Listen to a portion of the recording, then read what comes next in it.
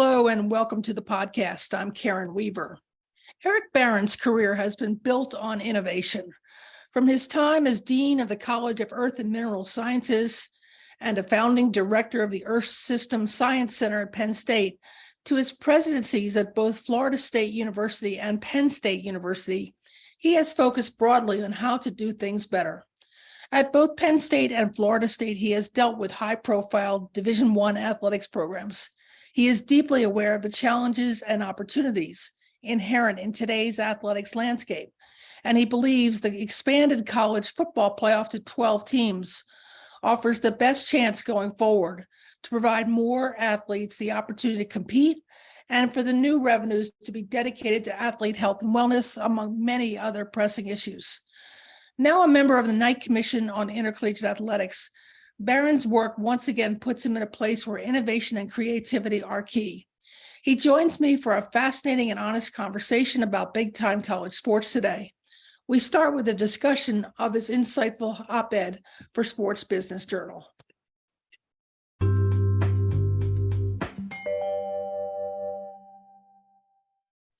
Eric, good morning and welcome to the podcast. Thank you. Very glad to have you here. You just wrote a very interesting and thorough op-ed that appeared in the Sports Business Journal about the work that you're doing on the Knight Commission's board of presidents, faculty, influencers. And you talked a lot about the opportunities that are existing in the current structure of the college football playoff from 4 teams to 12 teams. Help my listeners understand what that dynamic is. So essentially, moving from 4 teams to 12 teams creates a tremendous boost in revenue. And of course, this is, part of the reason why college football playoff works on topics like that, but it's also the case where it becomes a much more competitive environment for college athletics, more akin to all the other sports, to have not just 4 teams. 4 teams tends to have the same teams repeat, so that 80% of it is 4 or 5 teams, and you start to divide into classes of levels. So this is a matter of providing more opportunity for universities and for athletics, but it also generates an enormous amount of revenue. The expectation is more than $1 billion more revenue going in to college football. Wow. So, and you mentioned in your piece that you knew it was difficult to ask people to give up money, to reallocate existing dollars from coaching staffs and luxury facilities, as you call them. Explain to my listeners how difficult that is. Well, my experience with being president of 2 different universities is that reallocation is difficult. You have to take it from someone and give it to someone else. And, in many cases, both of them have merit, and you're just having to make a decision. So those decisions are always difficult. And you can watch presidents develop different budget models just to make it easier for them to move the money around. So because it's painful. So what you discover is, if you have new money, this is your opportunity to do something different, because you're not taking it from someone else you're not taking it from this hand to give it to someone else.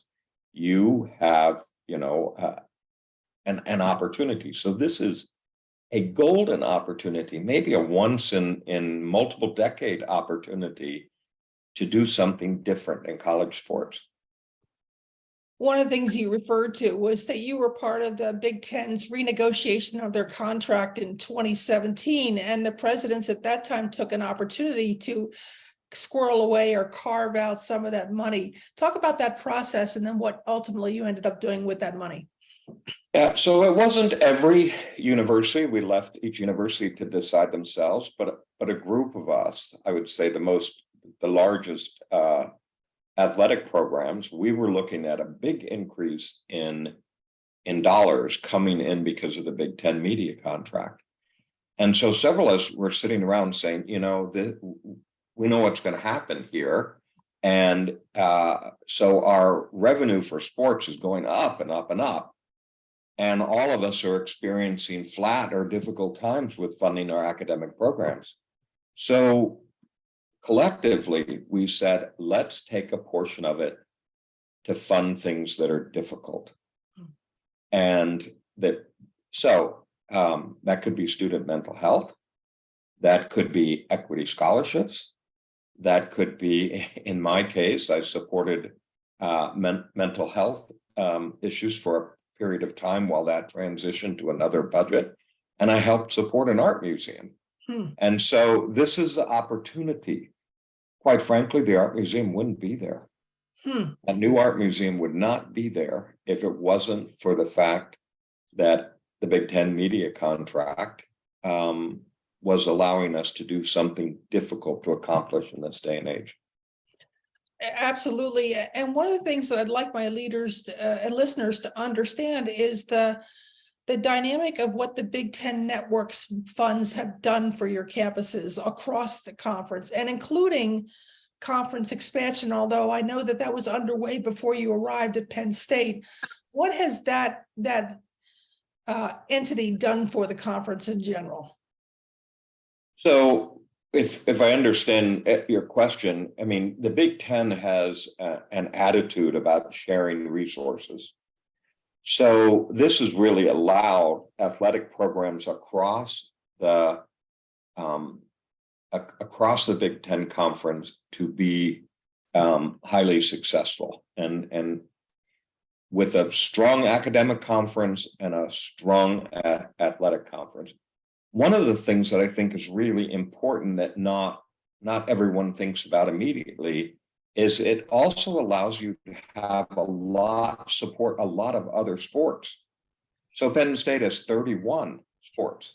There are many schools that have 19, 20, just enough to be in the ranking for a cup at the end of the season on who has the most successful athletic programs. So this is also an opportunity to make sure that wrestling is there, and women's volleyball is there, and lacrosse is there, and all of these other sports. And in my mind, those sports are incredibly important because that's one more way a student can exhibit and improve upon the gifts that they have. And it's a good attractor for student enrollment as well. Yeah, at Penn State, you have about 40,000 at the University Park campus. Is that right? Yeah, a little more, and a total enrollment between the World Campus and our Commonwealth campuses and University Park campus of approaching 100,000. 100,000. So do you see a way that the Division I sports at University Park expand to include those other students, engage those other students, create a brand for those other students to attach themselves to? It absolutely does, and not just at University Park, at the campuses too. Okay. They have baseball teams, basketball teams. They compete among themselves with other campuses, and it helps recruit students. No, there's just absolutely no two ways about it. The other thing that's so interesting and that a lot of people also don't think about is that if you're an engaged student, you tend to be more successful. And sports is one way to be engaged. The other thing that's so interesting about that engagement is then they see their undergraduate experiences being transformative. And as a consequence, they give back to their universities. So those students that were in swimming and track and field hockey give back at a very high percentage to the university. And they tend to be successful because they've been part of a team effort. They're part of a class of students which are heavily engaged. You mentioned about the fact that the Big Ten does equal revenue sharing, but some conferences don't. Some conferences are under some significant pressure to reallocate their funds to the teams that are doing better. One of Yeah. them is your former conference in the ACC at Florida State. They are currently advocating right now for a larger piece of the pie so they can continue to elevate programs.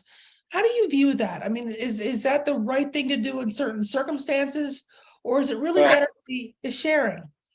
I have a preference that what you want is to be in a conference which is competitive and for which there's lots of different opportunity that is there. So I have a preference for that revenue sharing model. But I can see advantages to both, but I prefer one over the other. Are we at the point now where it's the Big Ten and the SEC and everybody else is a distant third, fourth, fifth? And if so, what do we do about it? Yeah, so obviously the Big Ten has been very successful with the media rights, and very successful in raising money, and they're in very large marketplaces in the US, and the expansion picks up additional large marketplaces, and the SEC is what I would call a representing part of the country for which the viewership of college athletics is very dense.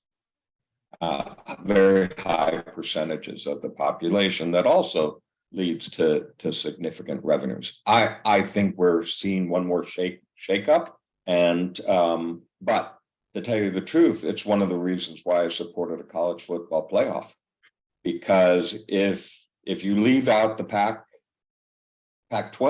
out of the playoff year after year, it diminishes their brand. It makes it more difficult for them because they're not entering the premier national stage in a competition. So I actually think that having a 12-team playoff format, for example, and having conference leaders be a part of that format will strengthen any conference, including non-Power 5, because now you consistently have the opportunity to enter that national stage in a big way.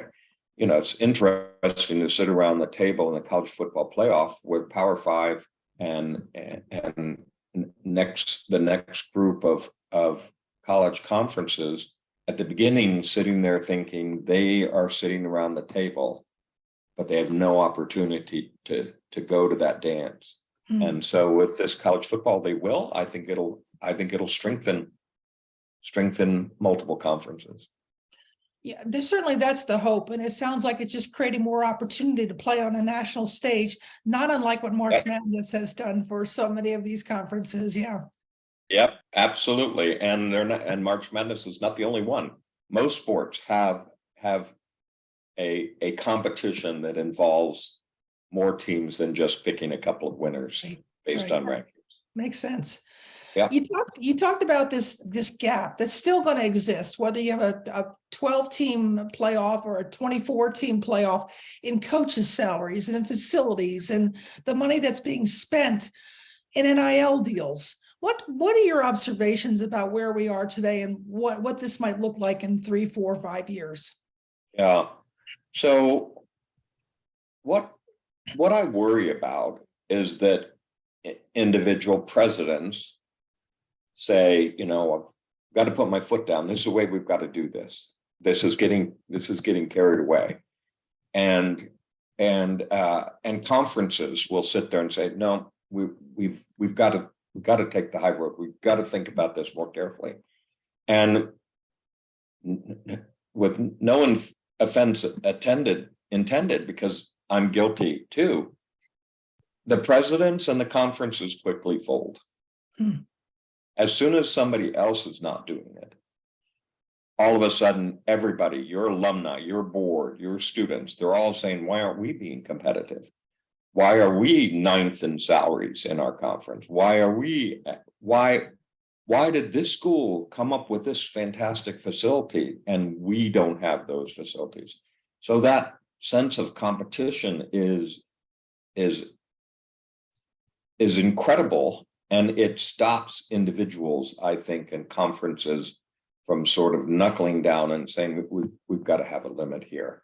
Part of me says, that this is the market.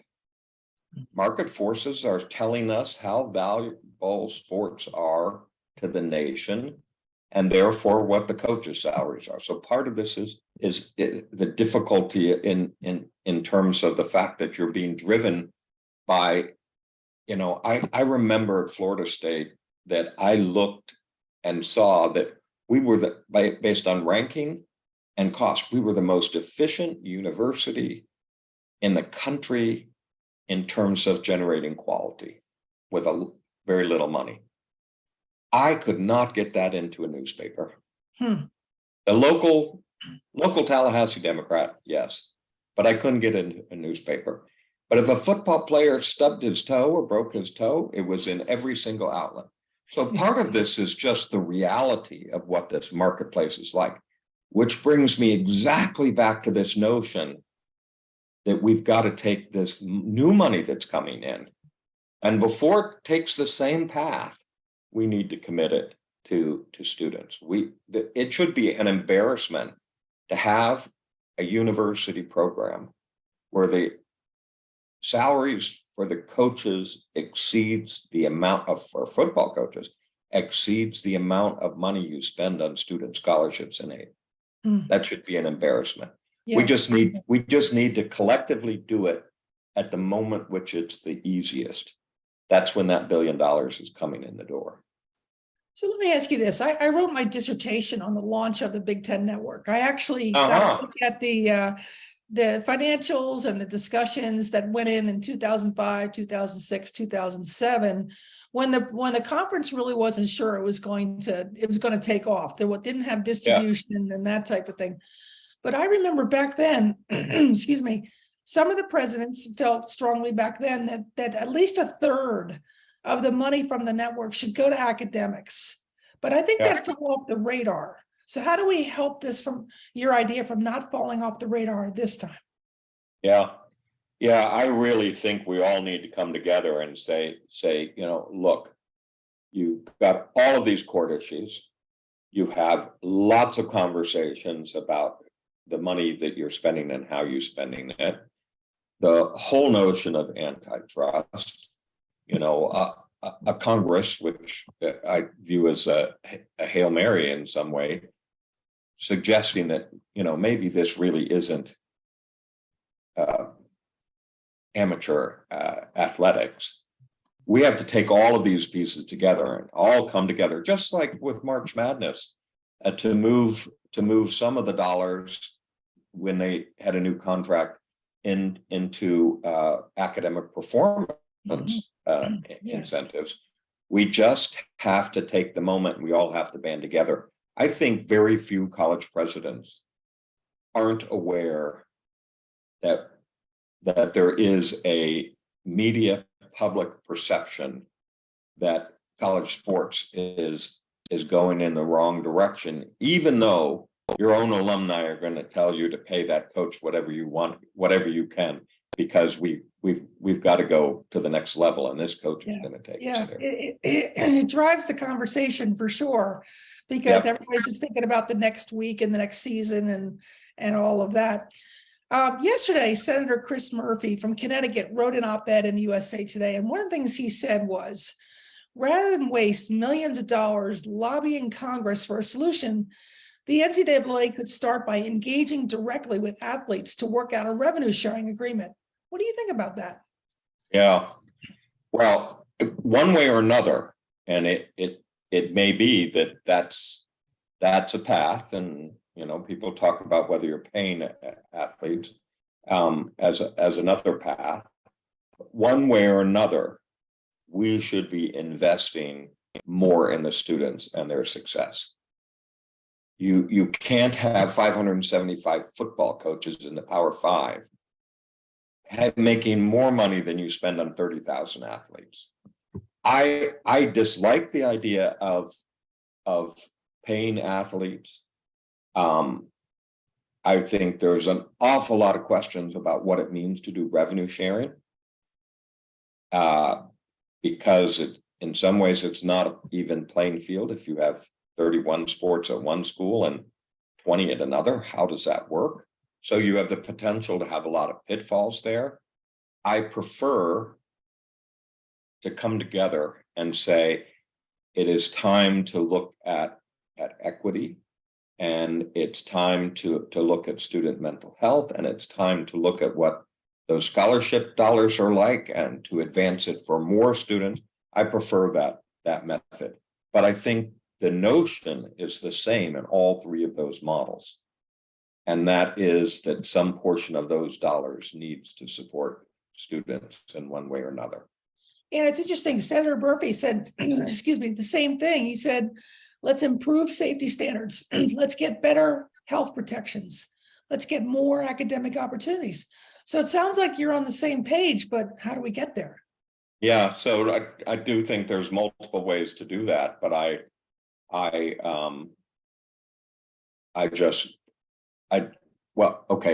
bottom line is all those presidents, same ones that are in the college football playoff, the same ones that are the NCAA, the same ones that are the conference leaders, have to collectively say, here's this new money, and we're going to do something with it to support student athletes. Right. The model of what you do could be different, but I have a preference.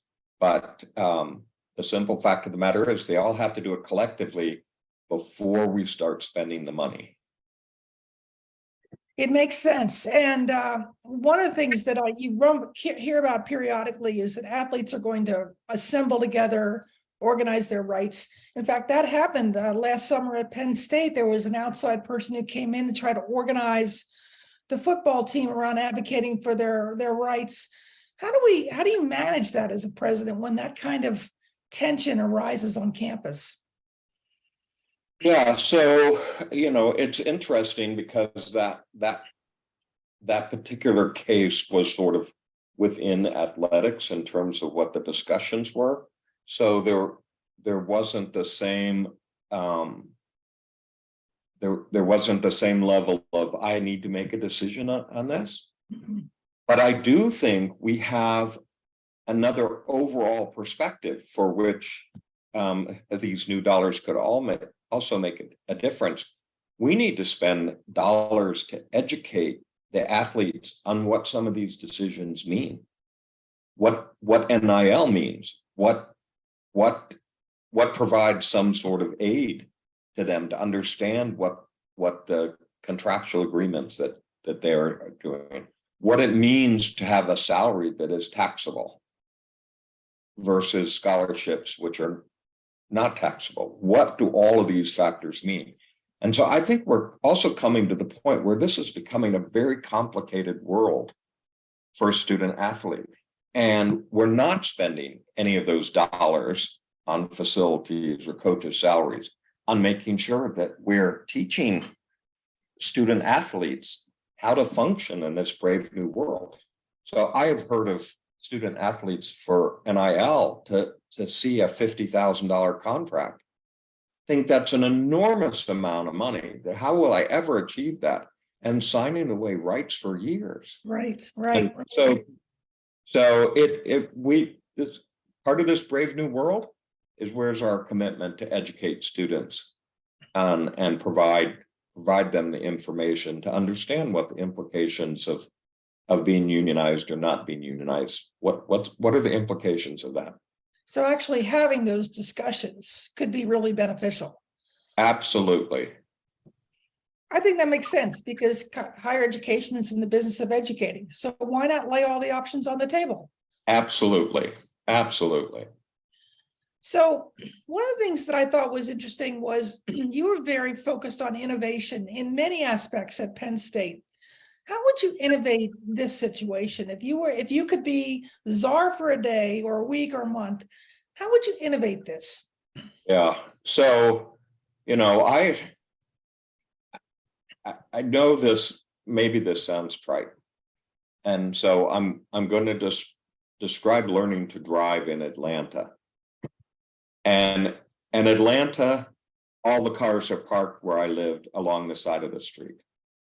And my father was sitting next to me. How he didn't panic, I don't know. As I swerved down the street, nearly hitting parked cars all along the way. And he said, Eric, if you lift your head, he said hood ornament, but that dates me. He said, if you lift your head above the hood of the car and look down the road, it's a lot easier to get where you want to go. Mm-hmm. And of course, this is true. And I think it was a philosophy lesson. I think it was a lesson on how to run a university. So I think part of this, and one of the reasons why the Knight Commission's efforts to entrain CLA to look at data and how money might be spent is this is your opportunity to look down the road and imagine what it would be like if all of these dollars went into salaries and facilities and only a little bit went into students. Right. I think we would have a colossal mess on our hands. The second part of it then is to create a vision for what to do. I think for Penn State, we created an economic development effort called Invent Penn State. And part of this was laying out a set of a agenda and imagining what this might mean in terms of the success of those programs, and then getting people ran with it. People ran with it because they liked what that vision was. Mm-hmm. So I really think this first step is projecting what the future. I think it just implies more court cases, more controversy between schools and athletes if the money becomes even more unbalanced as it is today, and laying out how it is that you would do it. I mean, I literally would like to see part of the almost accreditation of an athletic program to be the degree to which you support college athletes. Interesting. And I think that if you miss certain standards, then maybe you shouldn't get as much money. I think part of it should be what supports you, how many sports you support with those dollars. And if you want to support a lot fewer, maybe you don't get quite so much money. So anyway, so imagine the future, and then we need to create a vision and get everybody on the same page. I'm going to have that vision of you driving down that Atlanta street now. Yeah. Well, before we end our conversation, I do like to ask presidents that I get fortunate enough to have conversations with about what they'd wish they'd known when they moved into the presidency the first time. And you were a dean at Penn State, and then you went to Florida State and became a president, and then you came back to Penn State. So you were in two different conferences in two different regions of the country. How did you prepare yourself for this? Yeah, I think actually being a dean is pretty good training for a lot of us. This is the point at which you have to develop a vision for your college, and you tend to have your own budget. And so those are, and so you're fully involved in all aspects of faculty and student life. So I don't know whether I thought about prepared. I had many people tell me that no matter what you think the role of college sports is, and you will be surprised by the degree to which it takes time and effort. And you'll be surprised by the degree to which media focus on those activities. So, a lot of warning from former colleagues on how all of these things fold out. To tell you the truth, in some ways, I wish I knew how much fun fundraising is. Because these are people with affinity, capability, and, presidents are, you don't like to think of it if you're an academic, but you're a salesperson. Yeah. You're pitching your university, you're pitching ideas, you're pitching the programs that your faculty are interested in. And if you believe in what you're pitching and you have somebody in front of you that cares and has capacity, this is a wonderful part of being a president. I suppose that wasn't what you thought I was going to say. But I wish I'd had a little bit more training and focus on that, because Thank you. it's actually a wonderful part of the job. You know, you have to love it, because you're right. You're in front of people all the time. And you may have an opportunity that presents itself that you just weren't prepared for. So if you don't love it, you won't really engage that person at that moment in time. It's true. That's really great. Well, Eric, thank you so much for taking time. Thank you for writing this op-ed. I thought it was informative, and it gave some real teeth to what kinds of changes might be possible with this new revenue. And thank you for all you've given to higher education. It's really been quite an impactful career. Thanks. I appreciate it. And I hope you have a Thanks. great day. Thanks. Okay.